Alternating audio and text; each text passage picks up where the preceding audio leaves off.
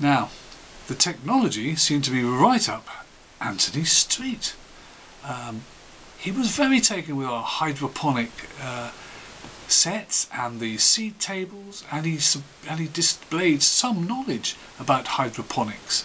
And as we discussed it further, he became more and more animated, and he switched from calling me or referring to me as a mofo to bruv and blood, which I took to be an improvement.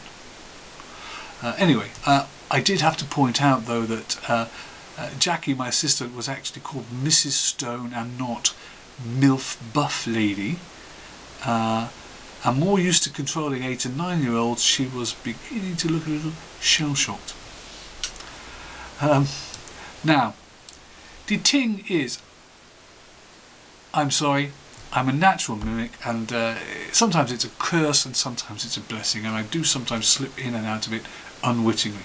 What I meant to say was, the thing is that Anthony's interest was palpable. Later, at the end of the day, as we were shepherding the group back to their bus, and Jackie was reclaiming the seed trays, dehumidifier and micro generator from the boot of the bus, Anthony wanted to know if we wanted to sell the whole hydroponic set up to him and his badman friends in it. I said, what would he possibly do with it? And he took that as an expression of further interest.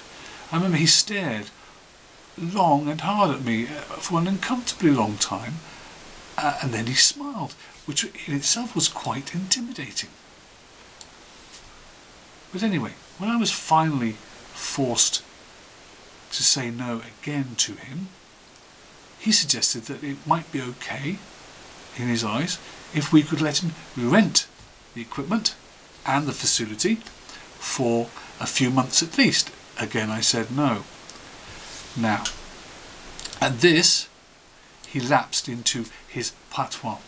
Brethren, come round my crib and change my mind for me. Do ya get me? Is a rough approximation. I pointed out that it was not within my remit to sell or rent council property, and if he wanted some advice in that matter, he should really contact Councillor Peter Snoddy, who is the inventory holder for the council for the Ecology Centre.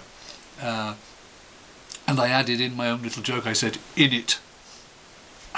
I think it was in the right context. Anyway, he responded that some tin dread happen in your crib.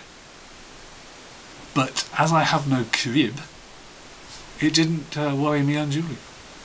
And his parting shot as the bus pulled out was that I was not to contact the 5-0 or the feds.